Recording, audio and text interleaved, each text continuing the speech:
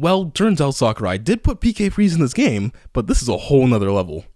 Welcome back, y'all. This week we're retaking a look at some Super Smash Bros. 64 glitches, and I've gotta say this is the best Smash game when it comes to fun glitches. Most of the glitches we'll be covering here are an absolute blast to play with, and in one case, literally. Before we get into the video, if you haven't already, please like and subscribe and follow me on Twitter, it does help a lot. And before we get into it, this video is sponsored by QV, a new action-adventure game for the Nintendo Switch. Do you like anime and puzzle? Then this is the game for you. Yes, you, specifically, you are going to Brazil. QV features an isometric and bright world full of cuteness where you can explore the mysterious ancient ruins with QB, the protagonist. Experience the adventure across dimensions with their magic brushish power to draw portals and walk on water and lava, where you can meet colorful companions such as the proud Veron the penguin and a nameless, cold, but charming girl that strongly resembles QB in some way. These ancient ruins have many puzzles and dangers stored for QB, so use your wisdom to get her through traps, obstacles, and an army of violent penguins. Somewhere in the ruin exists the key to save the collapsing worlds. It is up to you to save the universe full of diverse and colorful worlds like the desert, jungle, and many more.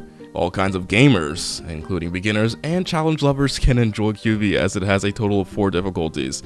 The game releases on Thursday, November 26th, but if you're in North America, Europe, Australia, or Japan, the game is available at 20% off for pre-order right now. Just go to QV_news on Twitter for more info. Well, get your green shells ready, and let's get right into these glitches. Get your industrial strength super glue ready, because now that's a lot of damage. Not speaking German here, 999 is the number you'll be seeing a lot with this glitch. And the best part about it is that there's so many different ways to do this. You might even have your favorite character in the game be able to perform this. Personally, I know this was one of the first glitches I was ever introduced to, and still remains one of my favorite glitches to this day. So, what this glitch actually does is pretty simple. Certain moves' hurt boxes cause a shell item to produce more hurt boxes, which produces more hurt boxes from other shells, making more and more over and over again. This will keep going on for a while, until the shells eventually despawn, having the attack finish, sometimes killing as well. But in those other times, you'll be left with an opponent with a very tantalizing high percent. Do with it what you will. But let's start on how to actually do this. For each method of doing this, you'll want to go into training mode. By the way, there are 7 ways to do this glitch, with the first 2 being done with Mario. For the first one, you'll want to go into any stage with a good amount of flat space. Peach's Castle works well. Place a bunch of green shells next to the other player, and just simply do a down B. The pain will be unleashed. This also works with red shells as well, but they are very unpredictable. Now this glitch does work with Mario's Super Jump Punch, which will need a stage with jump through platforms, like Peach's Castle or Hyrule Castle. Just drop some shells, go under, and up B to unleash the 9s.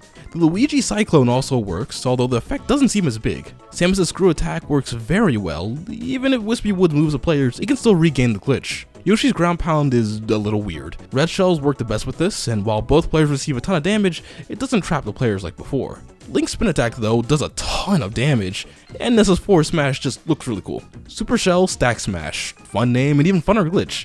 It gets a difficulty rating of cool.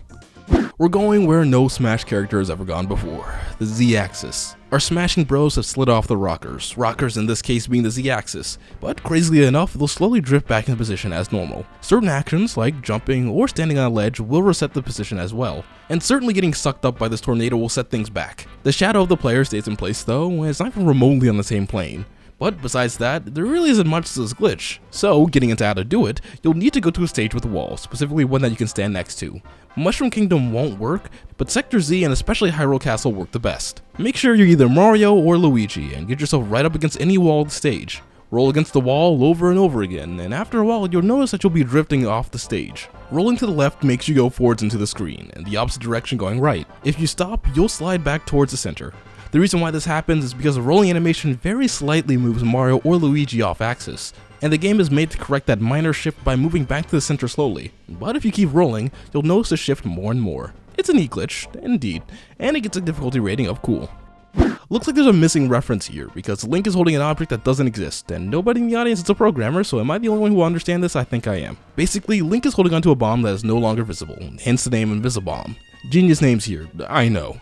It acts like any other bomb when thrown, but if you have the player walk into the original bomb position, it can function like a trip mine of sorts, doing the regular damage and knockback as usual. Other bombs pulled by links will still bounce off that original position if thrown. Kinda strange, but what glitch isn't? This is a tricky one to pull off at that, so let's get into how to actually do it. You'll want to place Link and go to a stage with a minimal amount of hazards and a maximal amount of flat space. Peach's Castle, or even Dreamland, is also pretty good as well. You can do this on training mode, or any mode really, but being able to spawn stars at will makes this a little easier. You'll want to throw a bomb with Link, and get close enough to it that you won't get hurt, but still close enough to pick it back up. Or if you're invincible, just get close enough to pick it up quickly. Right when the bomb turns invisible and spawns the explosion, you need to pick it up. You have about a 4-frame window, so it's super tight. If you did it right, Link should look as if he's picking up an item, but nothing's in his hand. But that's about it, so bombs away. I'm giving this glitch a rating of spicy, but I think you guys should try this one out as well.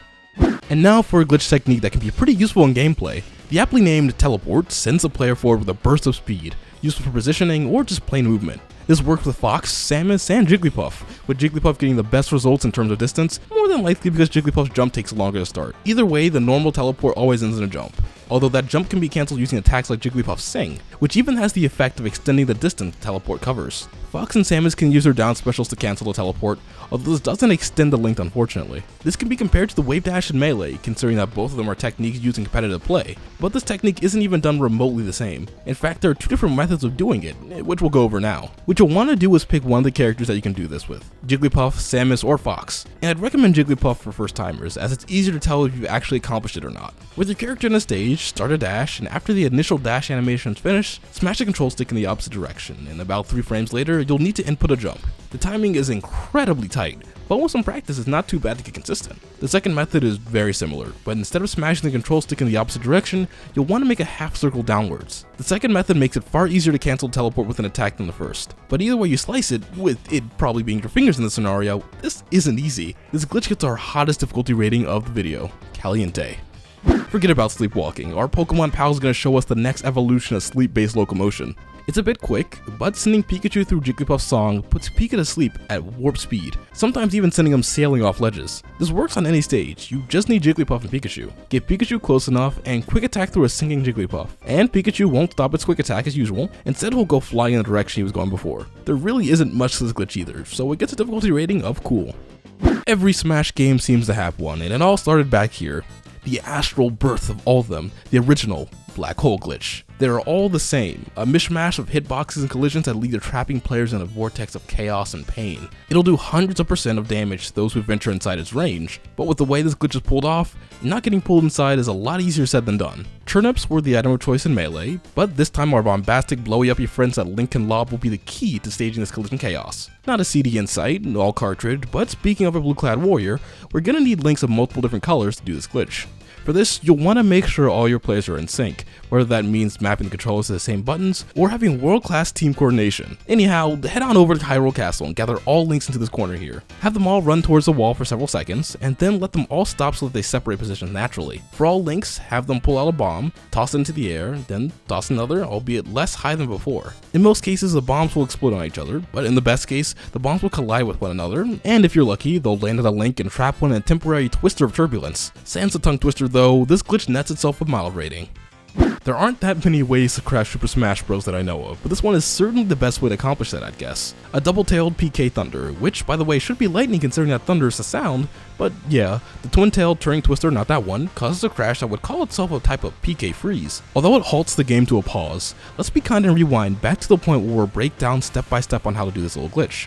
Go into Versus mode, pick Ness and Fox, and head over to Sector Z. You'll want a large amount of distance between Ness and Fox, making sure their positions are aligned like so. Have Fox keep his reflector out, and with Ness, try to send a PK Thunder into the reflector at a relatively flat angle. After the reflect, you'll need to hit the reflected PK Thunder with Ness's baseball bat, and when you do, you'll find out now it has 2 tails on it. Once it reaches near the edge of the screen, the game will freeze, with the music still continuing, but not a single new frame in sight. I'm sure Lucas is slightly jealous, but he's no stranger to pulling the plug on a game with needle-like accuracy. All jokes about nothing aside, this glitch, with its tight angles and rather annoying stage hazards, gets a difficulty rating of spicy. That's a perfect way to cap this off.